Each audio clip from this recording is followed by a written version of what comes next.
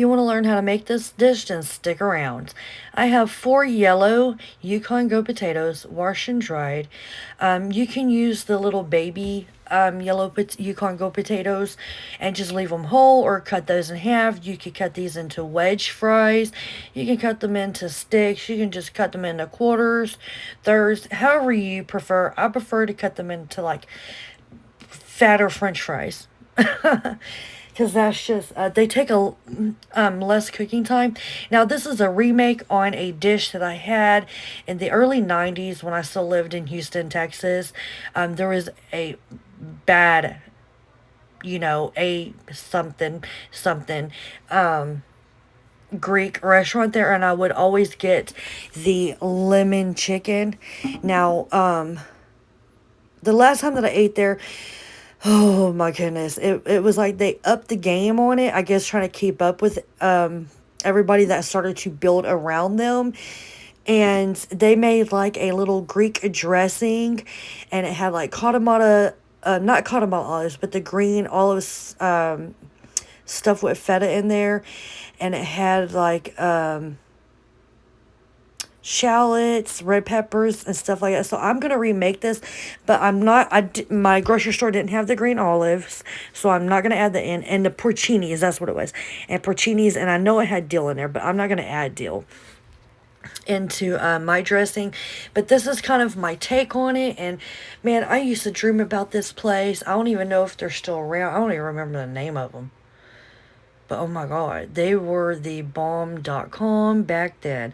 I think the first time I ever ate there was April 14th of 1997. My oldest son's brother-in-law found it and took us there, and it was so good. Now, the last time I ate there was in 2003. So yeah, it's been a while. The last time that I had talked to them, they said that everybody was moving from where it was at, so it's probably not even there anymore, which is a shame because they were really good. They were expensive as HEW hockey sticks, honey, but they were good. I mean, if you're having dreams about a restaurant, that was a bomb dude. That's all I gotta say. Now, in my version of it, I just add 2 tablespoons of olive oil and some salt to my potatoes. I don't add all the seasoning to my potatoes and my chicken because we're going to cook them on the same sheet pan. So all the seasoning, and I'm using bone-in chicken, so it's going to have it's going to make, a lot more oil on there. And here goes my half a lemon. I do have a purpose for that lemon, I promise.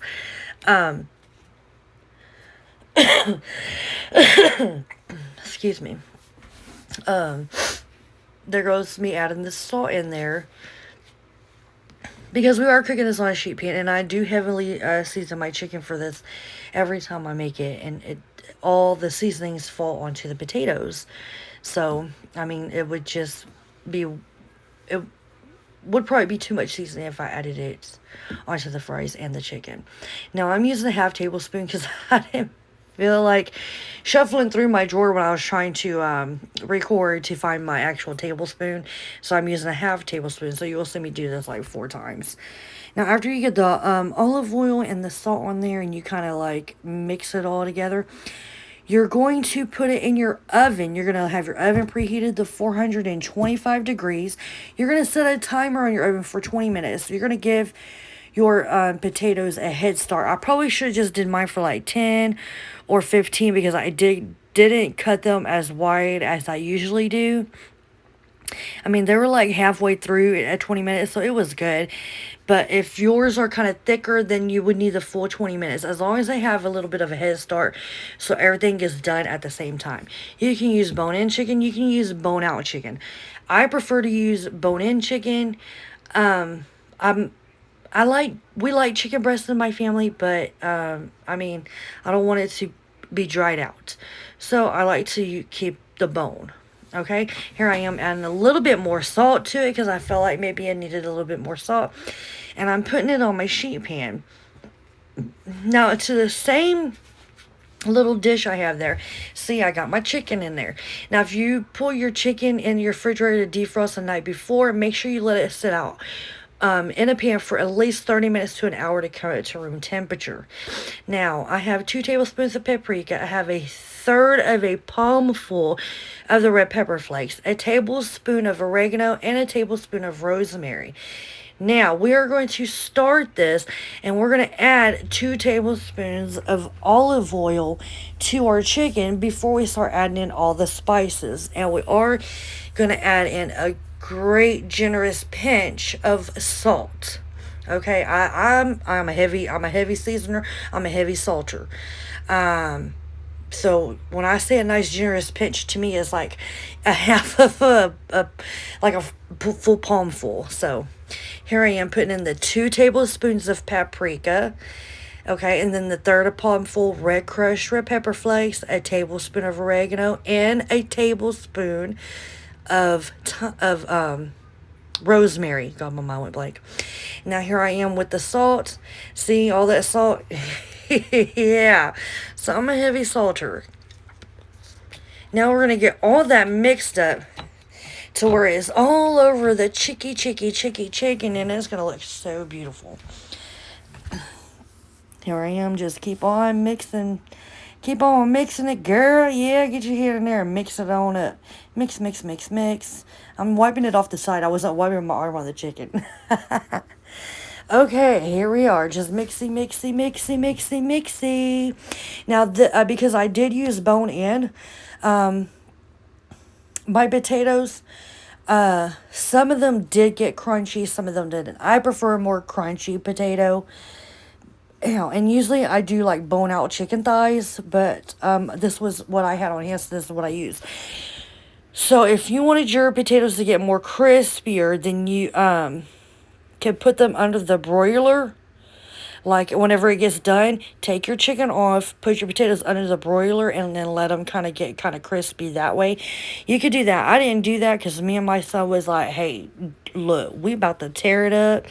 So, yeah, let's just get a move on with this. Because I did kind of cook this kind of late in the day.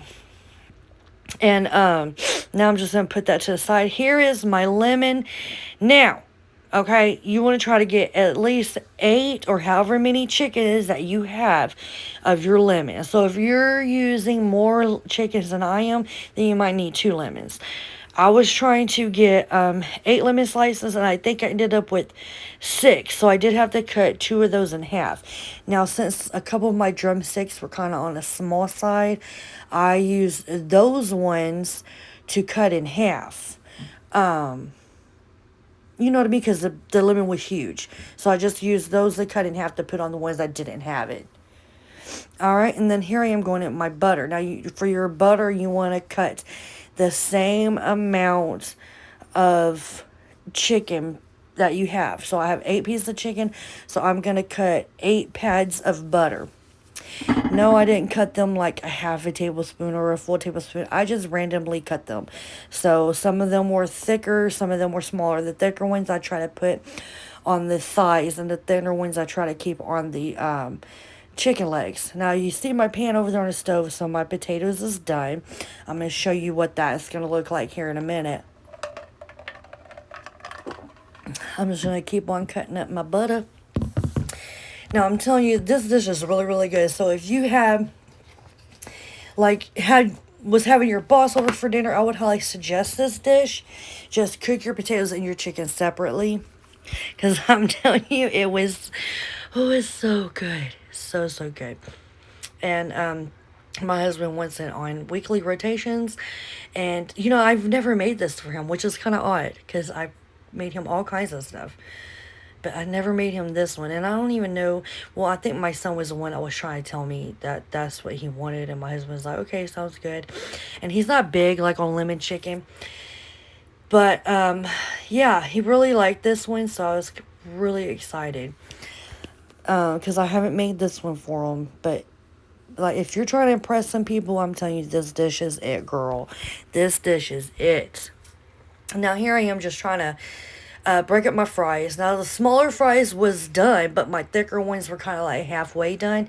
So I'm just kind of get them, a little flip there. And And I don't do all of I don't do all because I didn't feel like fighting with them to get them off the sheet pan. But you'll see me fight with them here in a minute because I try to make some room for my chicken.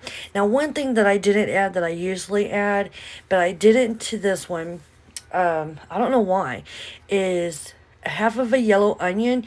Just put them in the slices after you put your chicken on your pan. You could put half a yellow onion around it. And like I said, it's, yeah.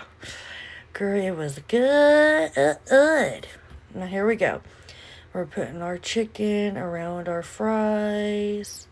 Just trying to find some room somewhere. You'll see me start to move the fries out of the way. But this dish is really, really good. My neighbor said it was one of the best dishes that she's ever eaten. And I was like, okay, well, thank you. thank you, but okay. And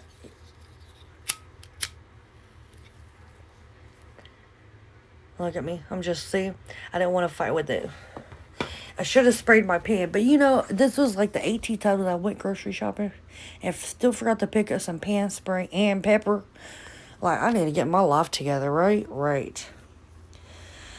Okay, here I am still fighting with these potatoes. I promise you, we'll get a move on here in a minute. I'll just say I'm tired of fighting with it.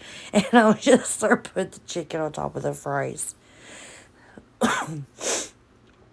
if you're feeding, you know, feeding for a crowd, this one will do it. That is for sure. I probably should have put on 2 sheet pans, but you know, I was like, yeah, I ain't making that much dishes because I kept on having to clean as I cooked. That's how I was taught.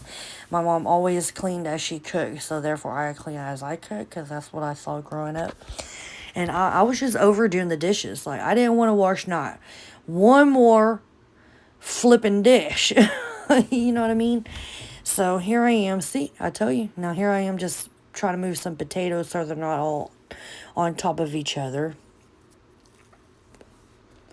Now, because I did use bone-in chicken, it did leave some oil on the bottom of the pan.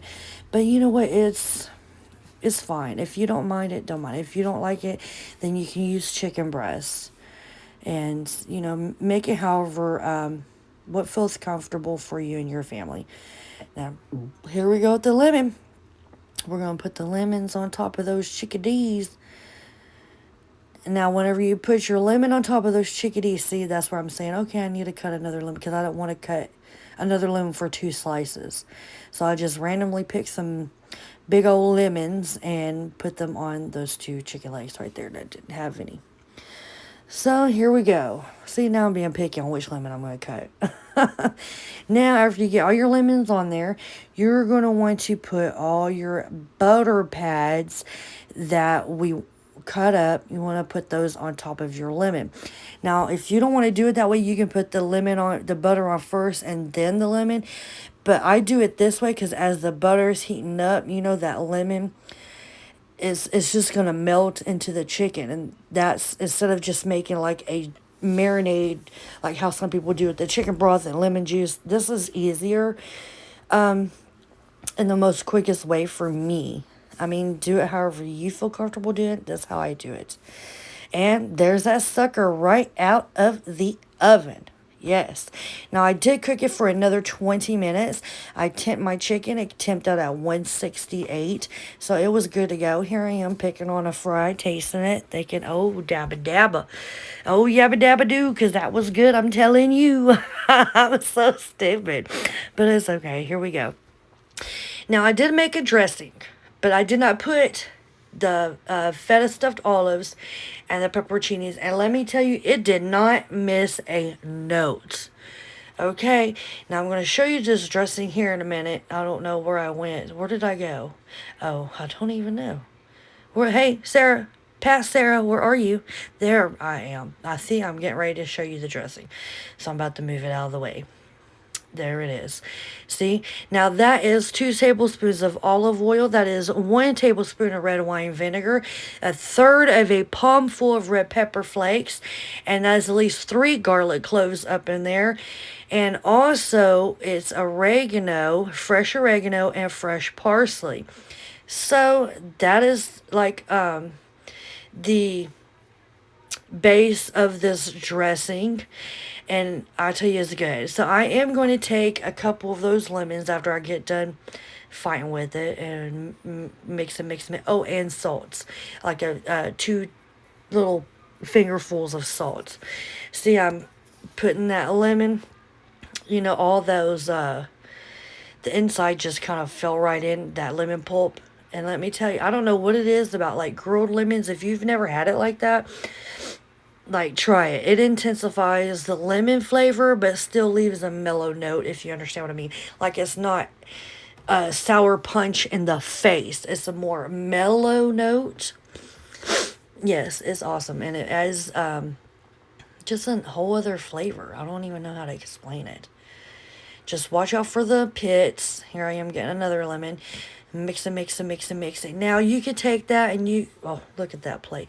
Now you could take that dressing and pull it all over on your sheet pan, but here I go. I'm just going to put it on my on top of my chicken and fries right there. And when I tell you, oh, this was so good. It was really good. Now look at that beaut. You cannot tell me that that would not impress anybody that you would make that for. I mean, come on now. It looked like it came out of a restaurant. And then here I go with the parsley and oregano that I mold over, throwing it on top. Look at that bad boy. Oh, that sucker looks good. Look at it. Oh yeah, you know that looks good. That's definitely a good dinner right there. Even if you're just cooking for your family, that is a good dinner. It's also a good dinner if you want to cook for somebody else. That's a good dinner. That was a very good dinner. I just keep on repeating myself. Now, if you want to know what that white stuff is that I put at the bottom, just leave me a note. Here.